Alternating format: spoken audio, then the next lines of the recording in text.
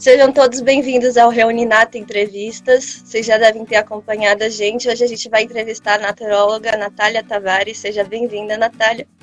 Antes de começar a entrevista, eu gostaria de pedir para vocês se inscreverem no nosso canal do YouTube e curtirem nossa página do Face para ficarem por dentro das nossas publicações e acompanharem os nossos conteúdos. Então vamos começar. Bem-vinda, Natália. Como vocês estão hoje? Obrigada. Pronto, agora é melhor. Então, para a gente começar, eu gostaria que você dissesse para os nossos convidados qual é a sua visão sobre a naturologia. Certo. Então, primeiro, obrigada pelo convite. Para mim é um prazer estar aqui. Eu gosto muito da ideia que o Reuninato propõe de fazer essa troca entre naturólogos, da gente entender um pouquinho mais como que cada um tem atuado com a naturologia, e para mim é um prazer dividir um pouquinho isso com vocês. A naturologia, para mim, ela é um divisor de águas. Posso dizer isso primeiro começando por mim, experiência pessoal. Quando eu entrei na naturologia, quantas mudanças e quantas construções e desconstruções foram acontecendo para que hoje eu pudesse atuar como naturóloga. Enquanto profissional, eu defino a naturologia como uma profissão que tem um olhar muito atento a cada informações que a gente traz. De uma forma geral, a proposta é que a gente sempre tenha essa atenção de unir mente e corpo e também de sempre investigar causa. E aí a gente sai desse padrão estereotipado de conseguir entender, tô com dor de cabeça e aí eu vou tomar tal chá. Ou, eu sinto um incômodo e vou usar o óleo essencial X. Não é isso. A gente tem um repertório bem amplo de práticas. Todas essas práticas que a gente usa pela naturologia, ela vai sempre se encaixar de acordo com o perfil daquele interagente, que é a pessoa quem nos procura. E o grande segredo especial aí desse bolo é a gente entender quais dessas práticas, quais desse repertório que a gente tem que vai poder ajudar a pessoa.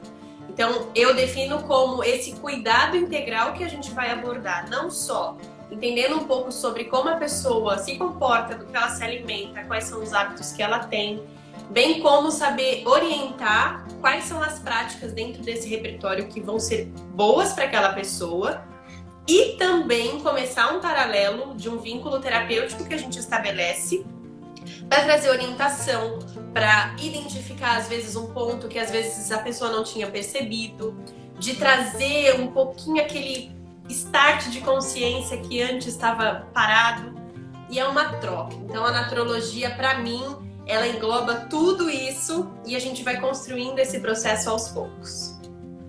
E o que te motivou a buscar a graduação em naturologia? Boa pergunta.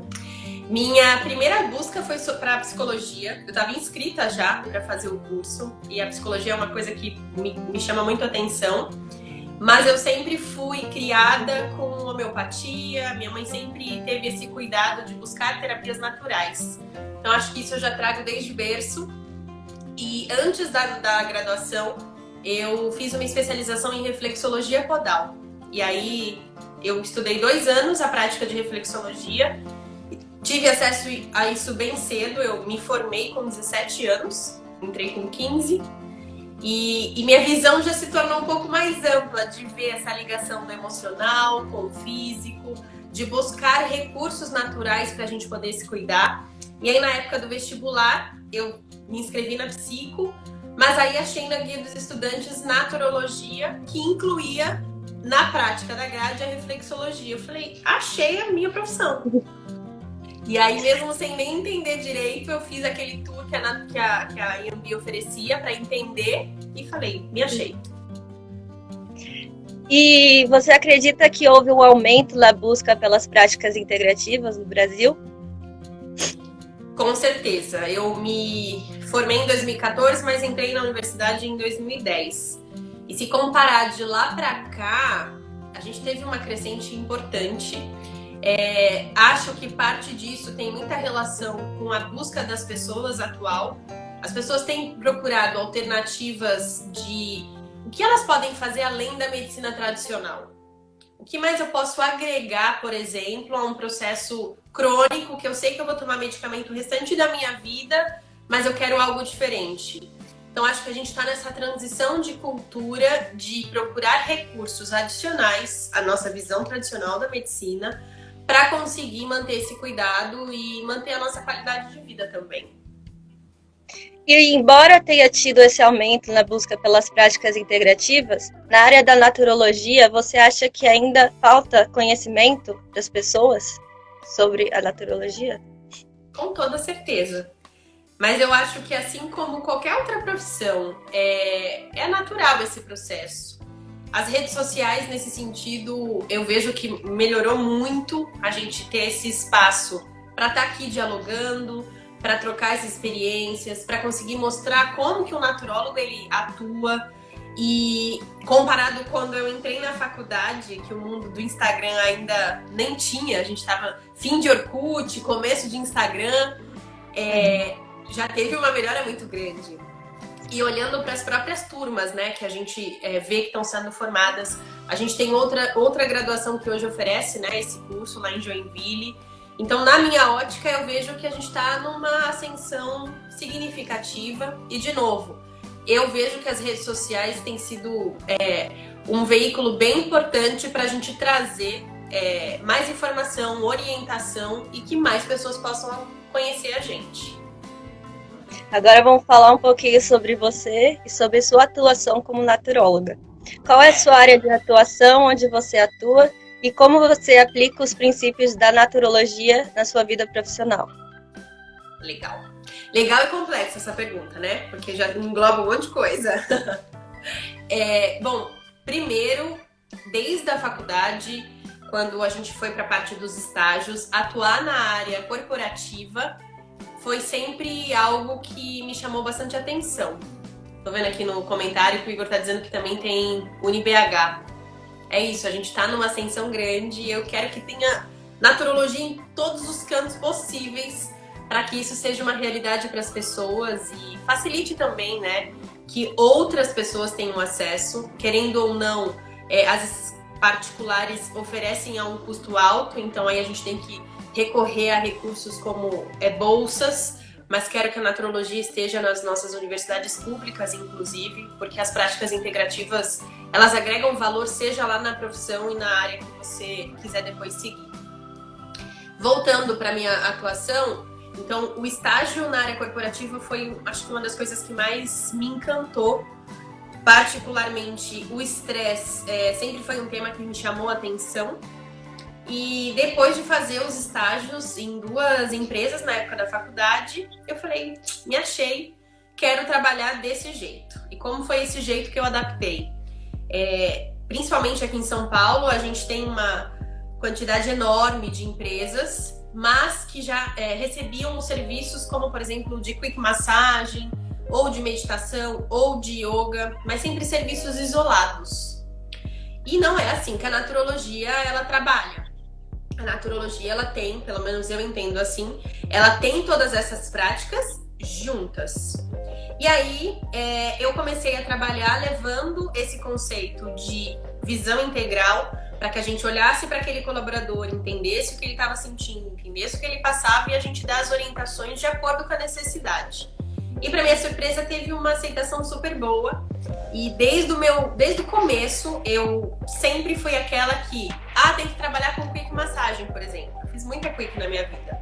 Mas aí eu chegava e falava, olha, sabia que talvez essa dor que você está sentindo no pescoço, que sempre volta, pode ter outras coisas envolvidas. E aí as pessoas, curiosamente, sempre queriam entender mais. Aí dali, da quick massagem, eu começava a fazer um aurículo. Da aurículo você indicava um aroma. E assim foi crescendo. Então eu fui me especializar em gerenciamento de estresse, que tem uma associação que é a ISMA, que ela é específica para fazer parâmetros de medição de estresse ocupacional e burnout. E burnout trabalha muito com esse processo de estafa mental relacionado ao trabalho. Me especializei nisso, vi que as práticas integrativas estavam completamente inseridas, mas aí cada profissional estava trabalhando de uma forma. As práticas de meditação e aromaterapia estavam sendo super usadas por psicólogos. E depois eu fui fazer minha pós-graduação em acupuntura. E aí a MTC fez assim, aquela junção perfeita para trazer essa visão, essa abordagem fisiológica. Então, entender todas as alterações clínicas que a pessoa traz, junto com a visão terapêutica da medicina chinesa. Então, incluir processo de avaliação de língua, diagnose, né? Que a gente está sempre estudando bastante. Junto a essa diagnose, entende, e aí a gente propõe um tratamento para aquela pessoa. E deu super certo. Hoje, eu brinco que ainda sempre, às vezes você escuta as pessoas falarem, mas é nato o quê? Mas pelo menos nas empresas que eu faço questão de que todo mundo saiba minimamente decifrar que um naturólogo não vai ser só o profissional da massagem, não vai ser o profissional só da acupuntura, e que ele trabalha com várias outras coisas com essa abordagem integral. Então acho que essa é uma das missões principais que eu tenho enquanto naturóloga. E depois, ao longo dessa trajetória, quando eu me formei na pós-graduação, eu recebi o convite para fazer parte do corpo docente. Então aí eu tive a oportunidade de fazer parte dos professores, mas trazendo essa abordagem que a naturologia propõe. A escola me dá esse espaço para poder acrescentar a naturologia junto com a medicina tradicional chinesa. Então, hoje eu estou oscilando entre atuar na área corporativa, adaptado, né, por conta da quarentena, mas ao mesmo tempo também ir para a área docente, que é uma coisa que eu descobri que eu gosto. E como que é o seu diálogo dentro das equipes multiprofissionais?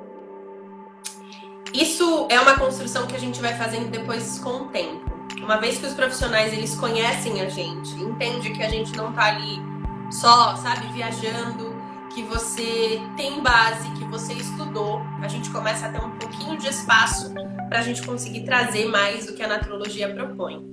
Atualmente, nas empresas que eu trabalho, que tem um espaço específico para a área da saúde, eu consigo dialogar, por exemplo, com o médico do trabalho e com uma enfermeira do trabalho, que é enfermeira ocupacional, e juntos, mostrando como é o trabalho, como a gente se posiciona, como a gente avalia, como a gente cuida, eu trabalho em parceria com eles.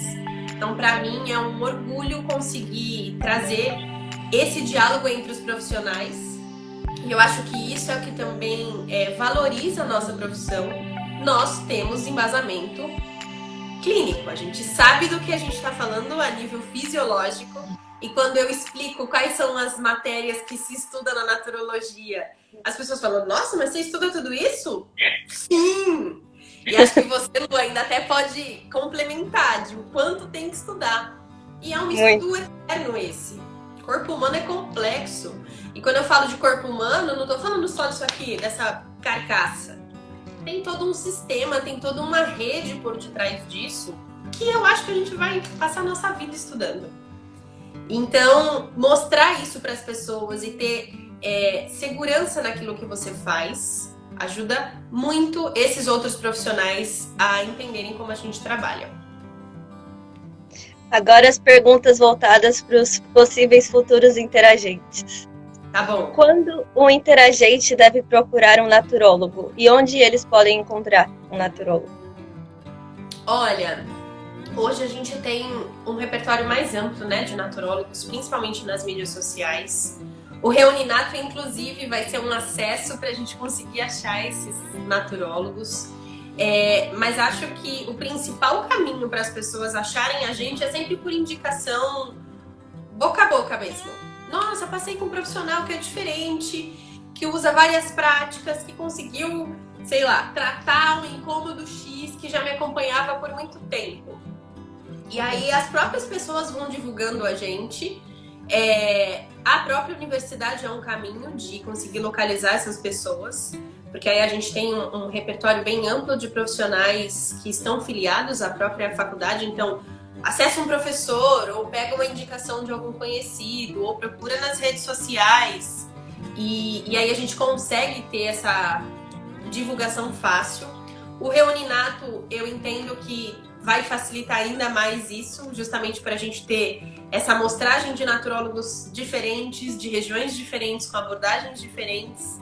Então, acho que é uma das formas que as pessoas conseguem nos achar assim. E na área corporativa, que é o que acontece muito comigo, os próprios médicos do trabalho, a enfermeira do trabalho, vai compartilhando entre eles. E é assim que a gente vai conseguindo ser visto e mostrar como que o trabalho funciona. Acho que a gente tem umas coisas aqui no chat, deixa eu ler. Se eu tenho sala, como que funcionaria esse atendimento?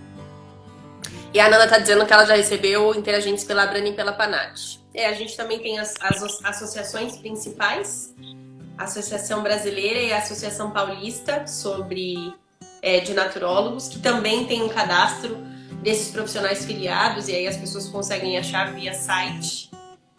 E, enfim, e o que mais o Igor quer saber no meu atendimento empresarial?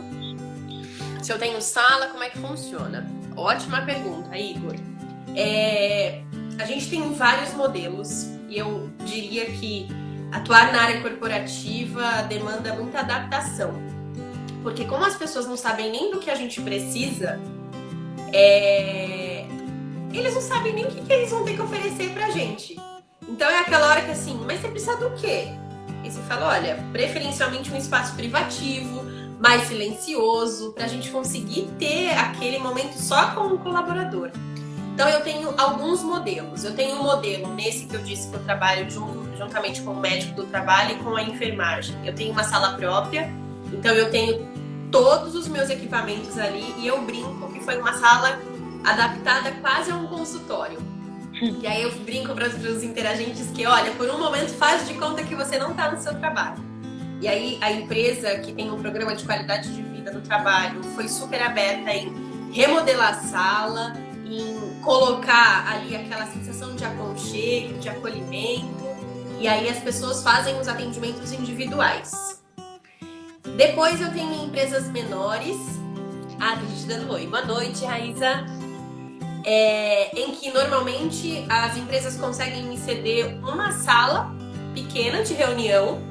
E aí eu brinco que é aquilo. Eu desmonto toda a sala, tiro a mesa, tiro a cadeira, tiro tudo isso. E aí eu crio um ambiente de atendimento. E aí eu tenho uma maca, eu levo as minhas coisas e normalmente quando há essa possibilidade de eu ter um armário, eu deixo o meu kit naturológico lá. E o meu kit naturológico inclui as práticas, né? Então eu vou ter um kit com aromaterapia, com os florais, o que eu uso para acupuntura, e fica tudo guardadinho lá. Ou também vai ter um modelo em que a empresa é extremamente pequena e não tem espaço.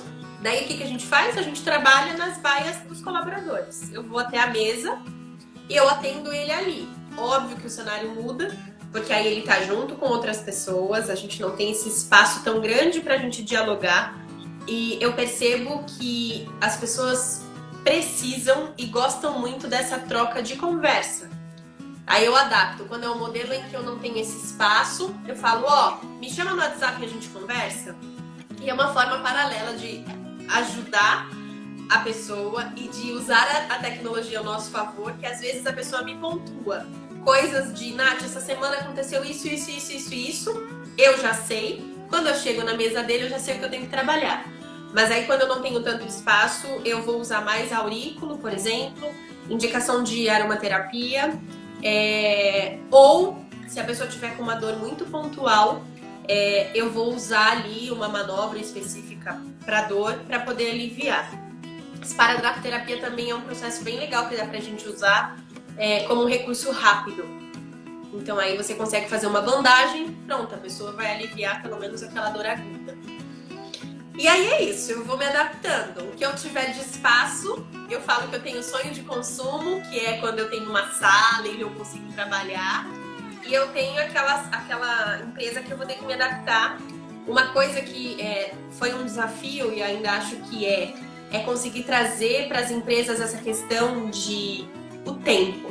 Que time is money, e isso é um fato, principalmente nessa ótica de empresa. Você tem que ser produtivo, você tem que render, você não pode parar, você não pode perder tempo. E aí vem eu com a proposta que é, gente, se o seu funcionário puder parar por 20 minutos, ele vai ter tempo de respirar, ele vai ter tempo de aliviar uma dor, ele vai ter tempo de se sentir cuidado e eu te prometo que a sensação que ele vai retornar para o trabalho vai ser melhor.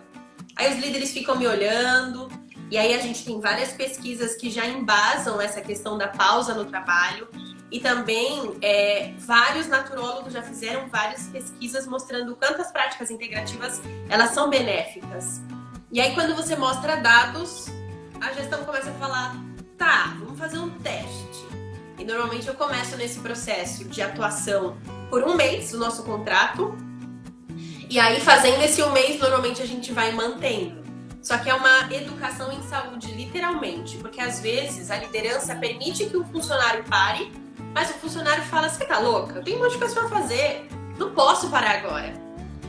E aí a gente vai mostrando que aos poucos você para, mas ao mesmo tempo depois a sua percepção é completamente diferente. E aí os programas que a Zenquer hoje oferece, o mínimo de atendimento são 20 minutos. Depois eu tenho, que aí a gente vai ficando mais ousada, 30 minutos de atendimento, 45 e 1 hora. E para minha surpresa, em empresas em que eu tenho esse espaço que a pessoa pode ser atendida individualmente, 1 hora é o meu serviço mais procurado. As pessoas entenderam que de fato faz diferença em uma semana para 1 hora. Porque aí a gente, eu brinco que é como se a gente fosse fazendo aquela revisão de como você está para te dar fôlego para sua próxima semana. É claro que o cenário está muito diferente em decorrência dessa pandemia. As pessoas agora estão trabalhando de casa, eu estou fazendo esses atendimentos adaptados online, que estão dando super certos, mas que é muito diferente daquela vivência presencial. E aí é o que eu brinco, o quanto a gente antes reclamava de um cenário que talvez está piorando em casa porque a gente não sabe limitar. Deu minha hora? Chega! Só que não, é uma mensagem, é um e-mail, é uma ligação, e aí eu tenho visto muitas pessoas me dizerem, Nath, tô trabalhando uma média de 18 horas por dia, 16 horas por dia. Isso faz muita diferença. Eu vi que tá bombando aqui o chat, deixa eu ler também, que eu não sei o que é. Vamos ver. Então, acho que eu respondi a pergunta do Igor no formato em que eu trabalho. Eu vou adaptando, né, esses cenários. A Nanda aí. Pode falar. Culpa quando recebem um atendimento mais longo. Igor, esse cenário mudou muito, viu? Porque aí as pessoas vão dizer assim pra mim, eu tô parando 1 hora, mas eu trabalhei ontem 12 horas, 13 horas. E meio que a gente tá numa dualidade de ajustar isso. É claro que vai depender muito da cultura da empresa. E tem empresas que vão dizer, não, você não vai parar 1 hora. Mas tem empresas, e eu tenho visto isso muito em advogados principalmente, que é um nível de racional gigante e que aos poucos entendem que se eles param, depois eles rendem mais a nível de conseguir organizar os pensamentos. Então acho que a culpa vai depender muito do segmento, mas as pessoas estão um pouco mais receptivas a isso. O que mais temos aqui? Quando a liderança incentiva e também dá o exemplo, vai funcionar melhor. De fato, no processo corporativo, a liderança ela tem um peso hierárquico muito grande. E aí, se eu tenho um gestor que não gosta dessas coisas, primeiro que a chance dele nem aprovar o serviço é muito grande. Segundo que as pessoas têm medo de falar, meu Deus, se ele me ver aqui, como que vai ser isso? E por aí vai.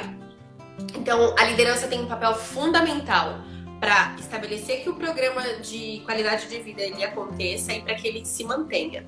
Mas eu percebo, principalmente em relação a essa parte de burnout, a liderança adoece. Porque, na verdade, se a gente pensar em níveis de responsabilidade, os colaboradores têm uma demanda alta, mas o líder, é muito mais. Porque a cobrança, ela vem sem filtro. Eu sempre brinco assim. E quando vem para os funcionários, ela tem um filtrinho ali mínimo que suaviza. Então, a liderança tem procurado muito ajuda também, justamente por chegarem no limite. Deixa eu ver o que a Nanda disse. Um dos consultórios que atendo é do lado de algumas empresas. E as pessoas param na sua hora de almoço para passarem no consultório. Às vezes levam um atestado e as empresas super aceitam. Verdade, acho que a gente tá estava pelo menos, né? Nesse processo de entender que o funcionário não é um robô. Então aí é a hora que a gente descobre que sim, vamos falhar, vamos adoecer se não tivermos o mínimo de cuidado. Essa cultura, principalmente ano passado, em que o nível de burnout ele triplicou em um ano. São Paulo se classificou entre a cidade mais ansiosa do mundo, isso sem coronavírus, sem nada. Quem dirá agora? Mas São Paulo estava no ranking número 1, a gente perdeu inclusive para o Japão em nível de ansiedade. E burnout, que tem essa relação de estresse relacionado ao trabalho, nós estávamos em terceiro lugar no mundo. Aí você fala, gente, pera, tem alguma coisa errada.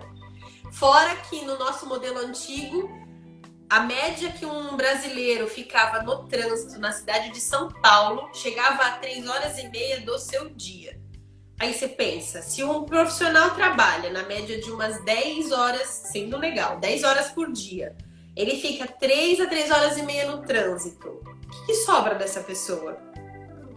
E aí é uma construção que eu falo que é mexer naquela ferida que tava com casquinha, aí você dá uma cutucada nela. Porque aí eu pergunto para as pessoas, legal você fazer tudo isso, o que mais você faz? As pessoas não sabiam responder. Acho que a cidade por si só já tem esse instinto de levar a gente para um workaholic, né? Que é trabalhar, trabalhar, trabalhar, trabalhar. Mas aí chega uma hora que o corpo fala, chega, não dá mais. Deixa eu ver o que mais tem aqui. Trabalhamos muito mais em casa. De fato, a gente tá nesse processo de homework que a gente perdeu o limite. E por que perdeu o limite? Primeiro porque a pressão de se manter no trabalho se tornou gigante, do tipo, se eu não trabalhar, vão mandar embora, e se mandar embora eu não vou ter outro emprego. E segundo, que é como se as pessoas estivessem disponíveis o tempo inteiro. Saiu uma pesquisa logo que a quarentena completou 2 meses, que pessoas que estão trabalhando de casa aumentou a carga horária para 12 a 14 horas por dia e o nível de estresse e depressão tinha sido gigantesco. E por quê? Porque as pressões de entrega, de produtividade e até mesmo, né, de disponibilidade se tornou muito maior. Querendo ou não, nas empresas a gente sempre via aquela galera andando no corredor, o pessoal parando para tomar um café, o pessoal descia, quando a pessoa fuma, descia para fumar, ficava um tempo lá embaixo. Sempre você tinha assim pequenas fugas, bem disfarçadas, para te dar aquele alívio. Hoje em casa, gente, a não ser que a sua internet, sua luz acabe e você não tenha 3G mais no celular, mas fora isso você tá conectado o tempo inteiro. Então isso é muito bom e isso é muito ruim. Quando a gente está num processo de adoecimento, principalmente relacionado ao estresse ocupacional, a pessoa perde esse parâmetro do quanto ela está fazendo algo que de fato tem a ver com as competências esperadas e o quanto as pessoas abusam disso. Só que até a gente se dar conta, muitas vezes os sintomas eles vão aumentando e é aí que as pessoas adoecem, né? Quando atende o chefe, os funcionários também vão? Igor, eu tenho percebido que isso ajuda, mas isso não é mais o determinante para as pessoas procurarem. Mesmo falando a nível de hierarquia, a Zencare tem como proposta que a gente ofereça os atendimentos para qualquer pessoa da empresa. Então eu vou ter planos de serviços que são valores mais acessíveis, pensando em pessoas que ganham menos e pessoas que tenham um salário maior que possam fazer. Porque eu também vejo muito isso, né? De uma certa forma, quando você disponibiliza os serviços, nem sempre as empresas pagam. Esse modelo mudou muito. Então, normalmente, a empresa pode pagar uma parte, o funcionário paga a outra. Ou o que está sendo muito comum é a empresa disponibilizar que os funcionários saiam do ambiente de trabalho e passem em atendimento e ele que pague. Ou a empresa simplesmente fala, você quer fazer alguma coisa? Você que saia daqui vai procurar um lugar para você se cuidar, por exemplo. Então, acho que as pessoas, óbvio, vão se sentir mais confortáveis em serem atendidas quando o líder passa, mas ultimamente não vejo isso como um determinante, não. São Paulo número 1 em ansiedade no mundo. Sim, isso é chocante. Quando eu tive contato com isso ano passado, que foi no congresso da ISMA, inclusive, trazendo esses dados, e esse ano foi online, inclusive, e uma das informações que eles trouxeram foi isso.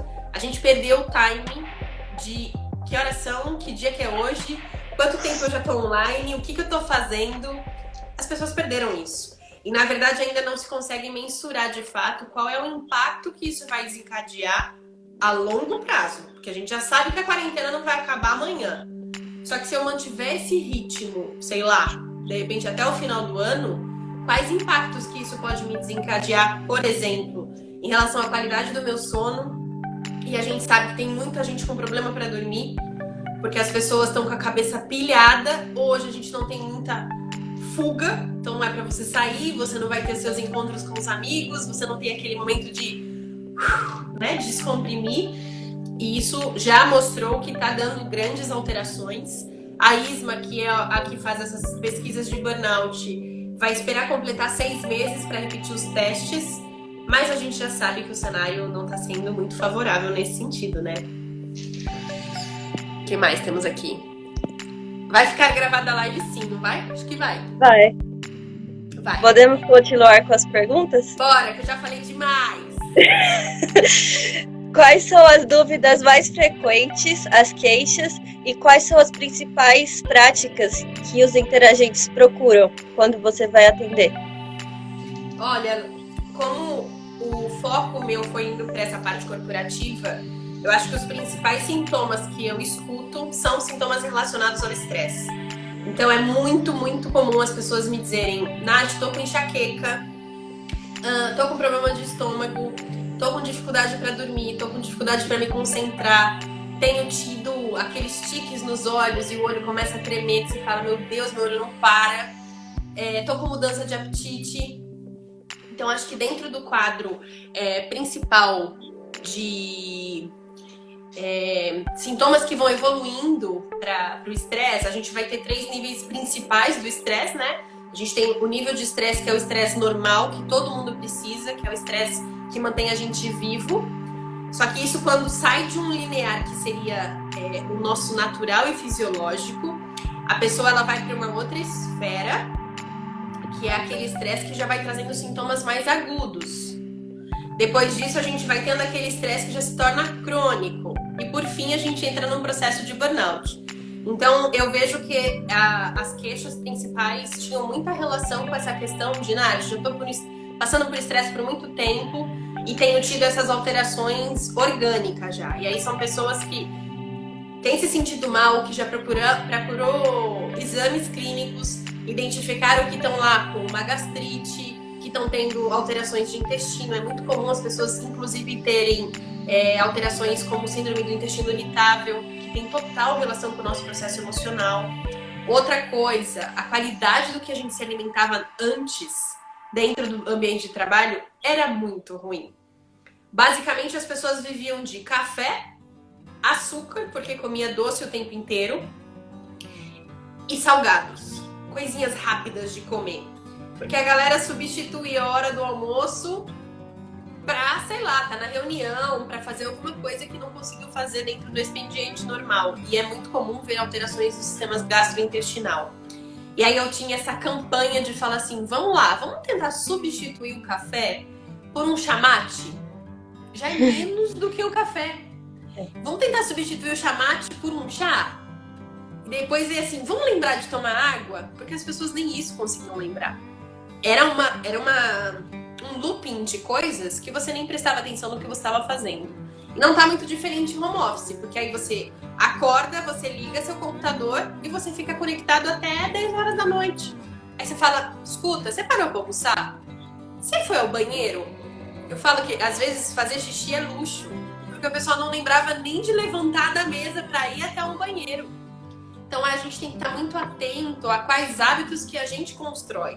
Porque é óbvio, as empresas que não têm como estrutura, valores, em que vai priorizar a saúde do colaborador, para ela tá ótimo. Você está entregando, você está fazendo, pouco importa como está a sua saúde.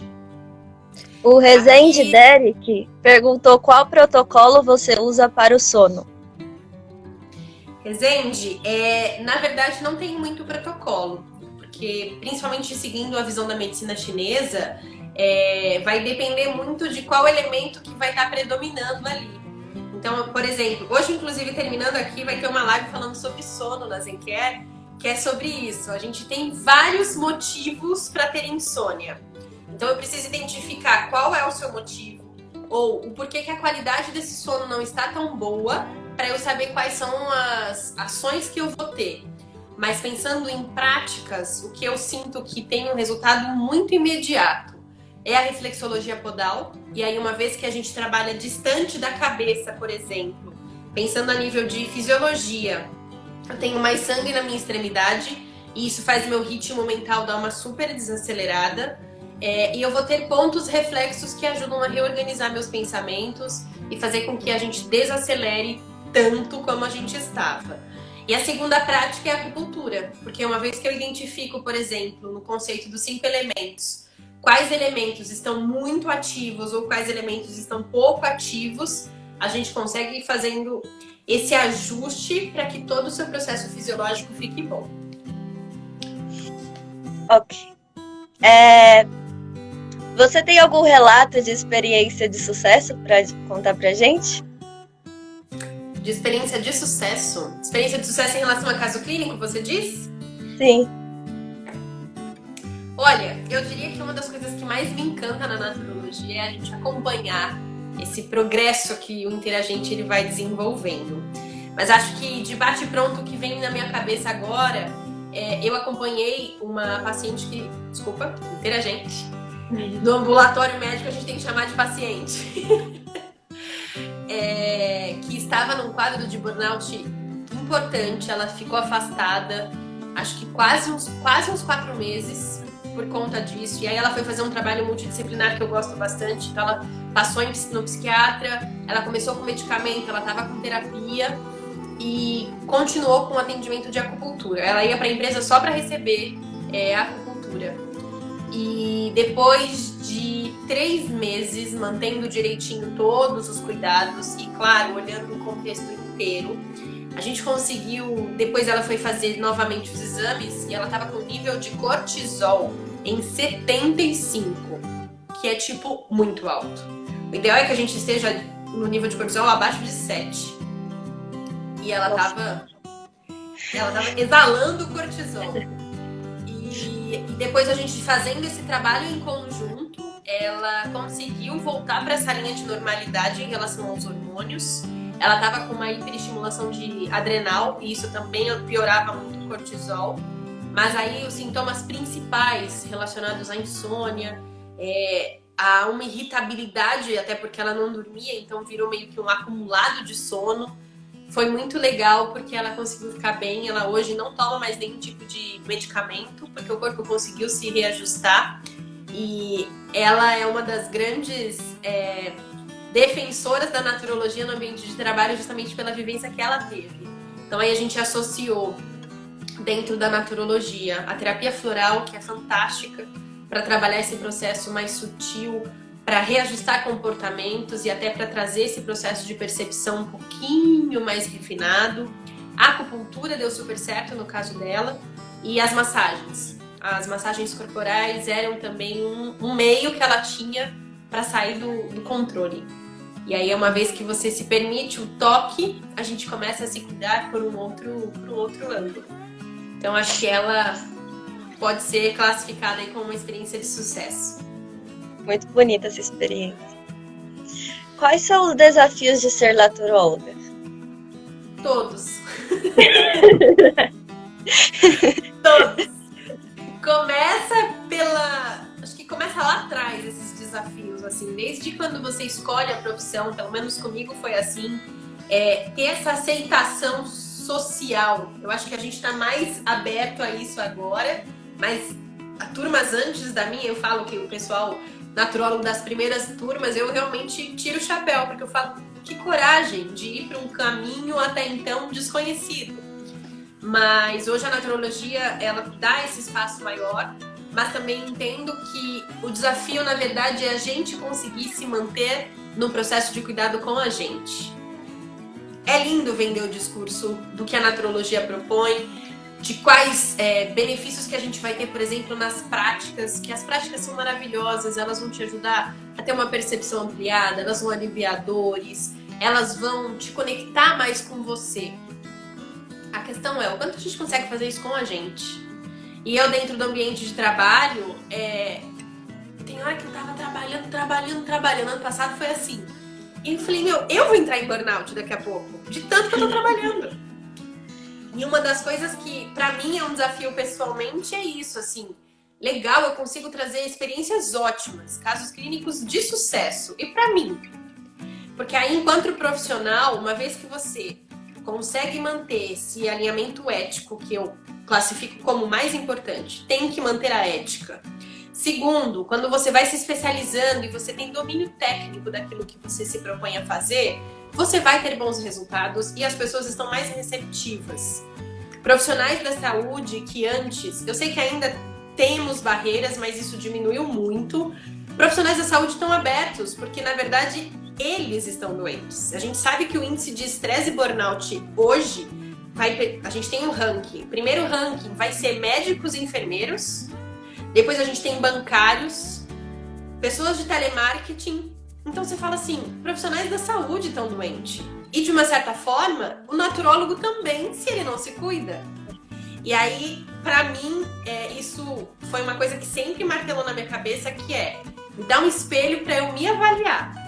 É fácil eu falar de prevenção de saúde, é fácil eu falar de promover a saúde, quando eu não tenho hábitos que são assim. Quando eu, por exemplo, não tenho hábitos de checar como é que estão meus exames laboratoriais. Quando eu nunca recebi uma prática por um naturólogo. E você fala, pera, o que é que as pessoas passam com o naturólogo e você nunca passou? Ou, quando eu brinco, assim, quem cuida de você? A maioria das pessoas vão falar, ninguém. E aí é isso, eu falo que o desafio de ser naturólogo é, na verdade, você conseguir manter essa profissão com você, porque é um processo de busca e de se ajustar o tempo inteiro. E aí, quando você consegue fazer isso, o discurso vai ser verdadeiro e você vai estar energeticamente apto para conseguir fazer essa troca de forma muito rica. Mas é uma cultura que a gente vai ter que desenhar de novo, assim, criar outras formas de entender como que a gente cuida da nossa própria saúde, o que a gente valoriza como cuidado. E aí eu acho que é uma forma natural. Uma vez que eu faço isso comigo, eu vou refletir isso para o outro e isso vai me dar muito mais abertura para criar um diálogo, seja lá onde eu for trabalhar. Nossa, muito bom, muito incrível. Que conselhos você gostaria de deixar para as pessoas que estão assistindo a gente, para os futuros latrólogos, para as pessoas em geral? Complexo também isso. Acho que pensando um pouquinho na própria história que eu construí até agora, e eu sei que eu tenho ainda um caminho gigantesco pela vida, acho que a mensagem que eu deixaria para quem está entrando na naturologia, assim como você, que ainda é estudante, se permita se conhecer. Muitas vezes na faculdade eu falei, vou embora daqui e vou para a psicologia. Várias vezes. Não foi nenhuma nem duas, foram várias. Porque esse processo de imersão dentro da gente, ele é extremamente assustador, ele é extremamente revelador. E tem horas que você fala, mas por que eu tô vendo isso mesmo, se eu não queria? E quando a gente vai olhando tudo isso, você vai se redescobrindo para uma outra ótica. E esse processo terapêutico, ele é muito lindo. O que a Brisa tá dizendo? Ai, que linda! 2 naturólogas cuidando dela. É um desafio, viu, gente? E assim, não é querendo ter teto de vidro, não. Pra mim é um esforço até hoje. Tem horas que eu passo e eu falo, gente, quem tá cuidando de mim? Ninguém! E aí, a Ritinha que tava aqui é uma das que sempre me acolheu muito e a gente sempre teve esses momentos de Ritinha, por favor, me dá um horário. E atendia. E a gente vai tendo essa permissão de ser cuidada. Porque aí é onde a gente também vê quais são as limitações que os interagentes podem ter. Não é tão simples você chegar na frente de uma pessoa que tem diversas ferramentas que estão te avaliando. E aí, quando você passa por isso, é bem diferente. Então, acho que a naturologia, para mim, foi uma imersão de terapia que traz esse conceito de você se enxergar para uma outra ótica, de você se conhecer. E, de verdade, gente, pelo menos eu acredito muito que quando a gente contribui na vida do outro, a nossa contribuição ela é infinitamente maior. E conseguir, por exemplo, ter uma ferramenta que vai ajudar uma pessoa que está sentindo uma dor insuportável há anos. E aí você tem algumas manipulações específicas que você faz com uma agulha, com uma massagem, seja lá o que for. É muito gratificante. E é uma gratificação que, pra mim, eu falo, tá pago o meu dia inteiro hoje por ter feito algo por alguém. E além disso, além dessas trocas com os próprios atendimentos, eu acho que a filosofia que a naturologia ela propõe me trouxe um estilo de vida que me trouxe mais saúde, que me trouxe mais discernimento e que me trouxe mais inteligência emocional, inclusive. Não sei se eu teria o estado de hoje numa pandemia, numa crise maluca que a gente está vivendo, se não fosse os recursos que a própria naturologia me ensinou. Então eu bato muito nessa tecla que a naturologia ela é fantástica para as pessoas, mas ela é melhor ainda pra gente. Só que dá trabalho fazer isso. E tem dia que você fala, não, eu não quero tomar meu floral, ou sei lá. Aí você tem um monte de óleo essencial dentro de casa que estão fechados porque você não usa. Sabe, é meio que a gente trazer essa construção dos recursos que você aprendeu pros outros, pra você. E eu brinco que essa coisa assim de santo de casa não faz milagre, mais ou menos. Porque você tá perto de algum familiar, de algum amigo que tá com alguma queixa muito gritante, você pode fazer alguma coisa pra ajudar. E depois encaminhar essa pessoa para algum outro naturólogo ou para algum outro profissional. Então a gente tem o presente de usar toda essa filosofia, de usar todo esse embasamento para auxiliar e melhorar a vida das pessoas. Eu, depois de um tempo assim na parte clínica, eu entendo que parte do meu propósito de vida tem muita relação com a própria filosofia que a naturologia traz, que é agregar valor de alguma forma para que a pessoa sinta que ela tá bem com ela mesma. E aí é uma liberdade muito grande de você conseguir ter essa troca com as pessoas, de conhecer histórias incríveis. Eu falo, hoje a naturologia me trouxe grandes amigos que talvez eu nem tivesse a oportunidade de conhecer. Porque é isso, a gente vai aprendendo juntamente com essa troca que ela vai acontecendo.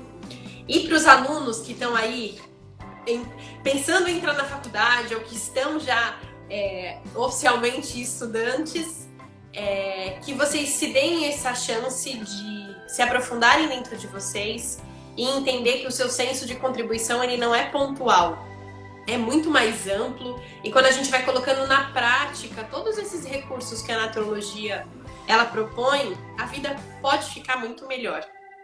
Mas é isso, depende só de você. E trazer esse senso de autorresponsabilidade também tem hora que você fala, nossa, mas não dá pra eu terceirizar isso daí e deixar na mão do outro? Não. Depende só da gente.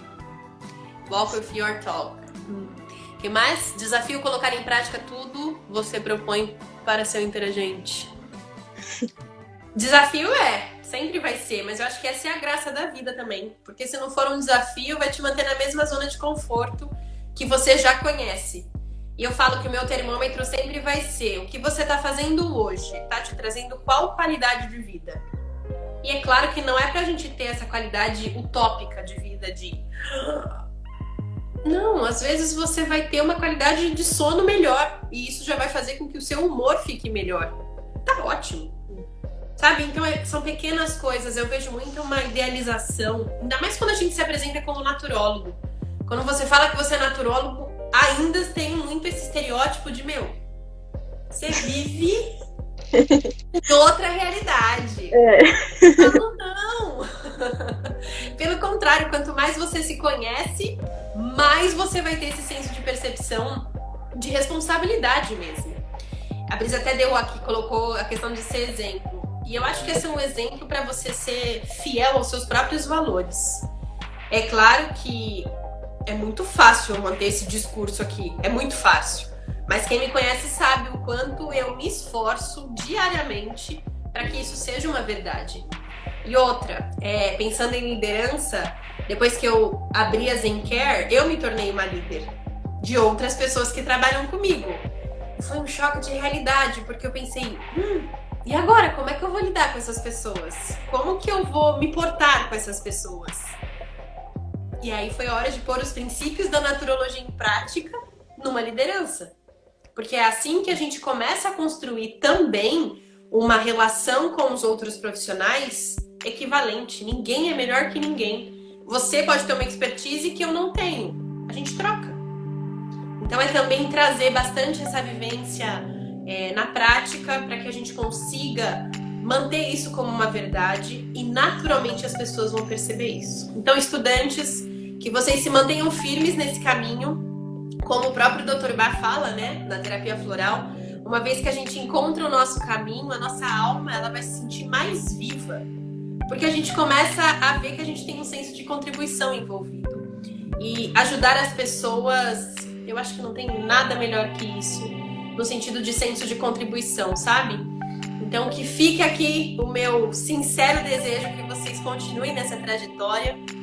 Vão ter dias que você fala, não quero mais continuar, e aprova o trabalho, e são muitas coisas, mas eu acho que esse processo de estudo retrata a complexidade que o ser humano é. É tudo isso aí. Eu acho a sua opinião muito importante para encorajar os estudantes a irem até o fim, né? Porque tem muita gente que desiste no meio do curso. Verdade? Então é muito bom ver pessoas já formadas com essa opinião e trazendo a bagagem delas pra gente. Muito encorajador, gratidão.